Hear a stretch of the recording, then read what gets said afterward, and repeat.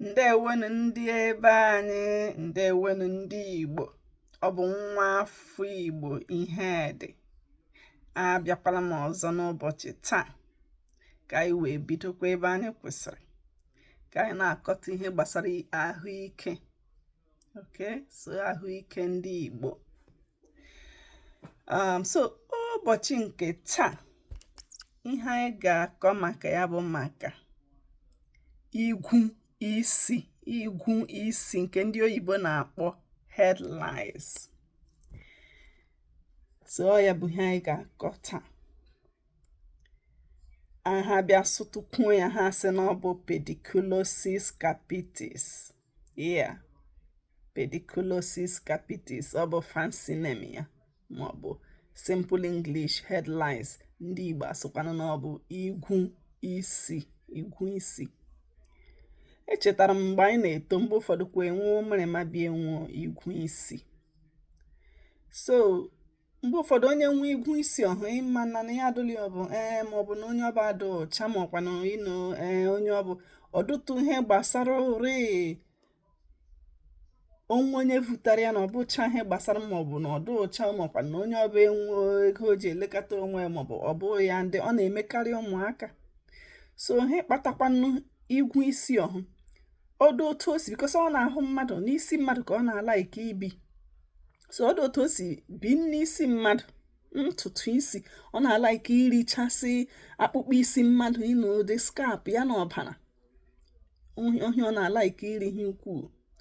So ọdụ otu o si gwanụ bata n'isi mmadụ n'isi mbido, ya bịa n'ọrụ nke ọhụ na-eri skap ọhụ na akpụkpọ isi mmadụ ọhụ na-amị ọbara.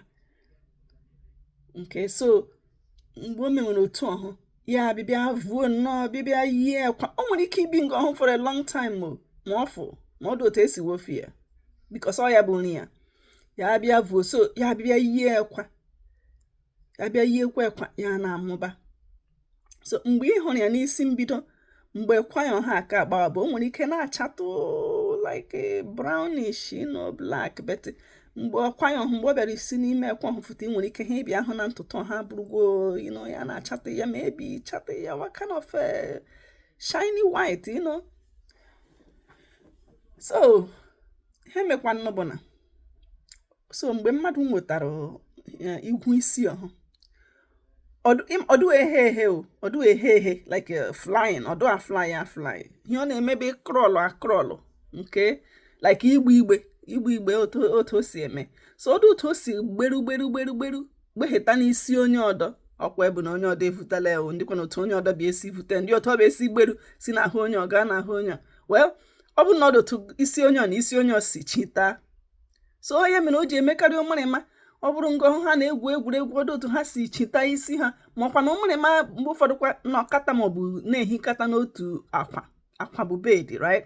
So onwe otu ha si na-ehikata, isi onye metụ isi onye ya si ngọ ọhụ ya rịrịrịrịrịrịrị gbere igbe gbeghe n'isi onye ọdọ. Ọ bụ otu o si eme. Ọdụ afly, so ọdụ ehe ma ọ bụ efe oyi gbere igbe gbeba, ya ga na-amụbakwa ngọ. So then ọdụ ị nwere ike mmadụ ele anya n'isi mmadụ hụ ya, and ọ na-atakụrụcha n'isi mmadụ, takụrụ ihe ọma. So onye m otu esi wofu ya, ọ gasa anọ ngọ ọhụ kọpa na-eriri nwa ihe ọnwa ọbara mmadụ, ma ọkwana na-akụrịsị akụkụ isi mmadụ, nke the scalp and the blood. Mgbe ụfọdụ ga-abịa hụ ụmụ kpọmkpọm dịka ọ bụ dịka nge ihe migworo ọbara. Actually ọ bụkwa na ọbara, ọ bụghị ọhụ bụ ihe narị ahụ ri. Mgbe ụfọdụ ihe na-ahụ kpọmkpọm ọhụtụ na ahụ mmadụ bụrụ otu ahụ mmadụ si react ya na mesụ si na lice ọhụ ma mmamịrị ya ma ṅụnugo. Mgbe ụfọdụ ga-ahụ ya react ya n'isi akpụkpọ isi onye ọ bụ ga-ahụ ya, ma ọ bụrụ n'akụkụ olu ya ma ọ bụ n'akụkụ ibe ntị ya ga-ahụ ya, because ọ bụrụ ndị adụcha sensitive n'otu mmamịrị na-esi ya ọhụ, ibi ahụ juhi ọhụ n'isi ha ma ọ bụ n'akụkụ isi ha. but onye ọbụla dị iche iche onwe ndị dose more sensitive so ịbịa sa ahụ nga ọtụ ya dụka ngosigwo ya ihe ngosigwo mie ọbara but ya bụ nnọọ reaction onye ọ bụ tu ma esọm ọbara ma ṅụnugwo from lice ọhụ. Okay, so ọ bụ ya bụ otu o si ehe. So ekwan ọhụ, okay, so ekwan ọhụ ya bịa yie ya, ụfọdụ ga-anụ nga akpọrọ ya maọbụ egg ya bụ ekwan maọbụ nit, people ndị bekee oyibo asụ na ọ bụ nit. Okay,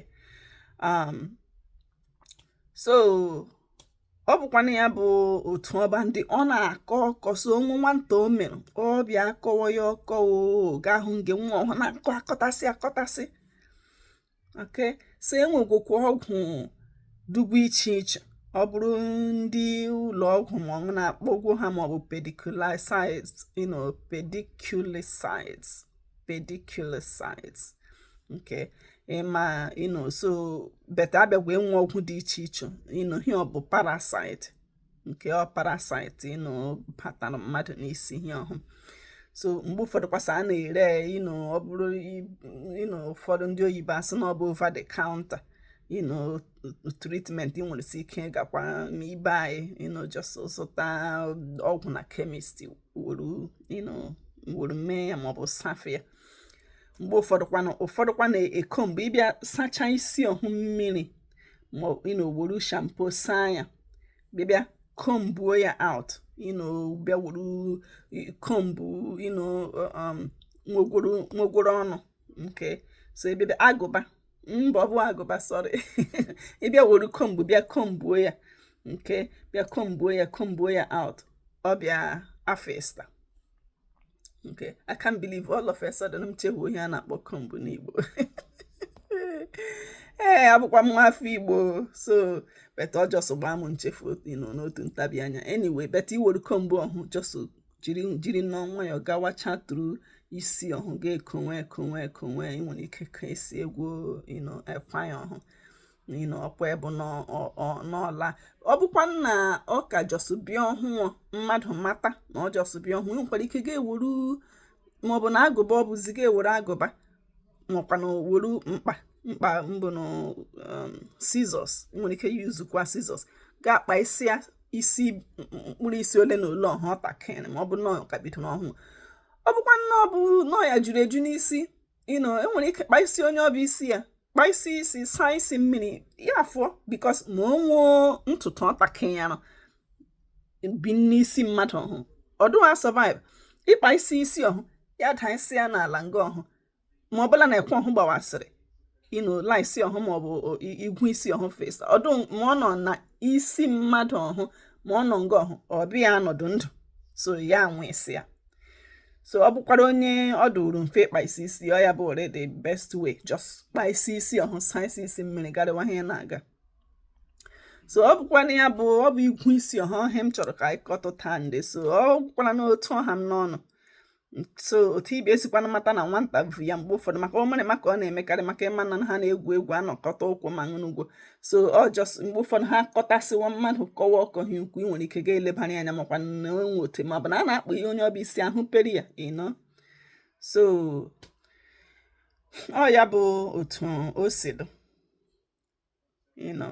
so ndị na-ehikata gwo ma ọkwa na even ishie ndị na-eshie kombu wuru kombu onye vọtụ ya enye ibe ya onye vọtụ ya enye ibe ma ndị na-edinakata na bed. So ọ bụ nnọọ na na-edinakata ọ esi akwa bed ọhụ mmiri at least saisie ihe ọdọkwa bụrụ ndị na-eshie ma ọ bụ towel so akwa mmiri eji ehicha ahụ ma asa ahụ o nwekwara ike ya efekwa from there kwa. Okay, so ndị ebe anyị ekwere m na nkwa so na-aga m eme ejisi ike na-eme ihe onyonyo a ọ bụgodoro otu ugbo n'ihe otu izu ụka m ga-ejisi nnọọ ike ọkwanụ ka o si ha m n'ọnụ ka ọ dịwakwa taa. Anyị ga na-ekwu nnọọ ntakịrị aga na-akọtụcha ụmụ ihe na-emegasị n'ahụ mmadụ. Vidiyo nke mbụ m mere ihe onyonyo nke mbụ ekwere m nkwa na a ga-ebido nnọọ na ntụtụ na-akọtụsị ụmụ ihe kọrịa until one day anyị akọrute n'ụkwụ maọbụ n'ọkpa kọọ ya ruta n'ichini ụkwụ. Okay, all right, I ga-ekọwa ruta na the soul, okay, of the food. All right, unu nọdị nke ọma o. Chineke gọzie unu, ka emesịa.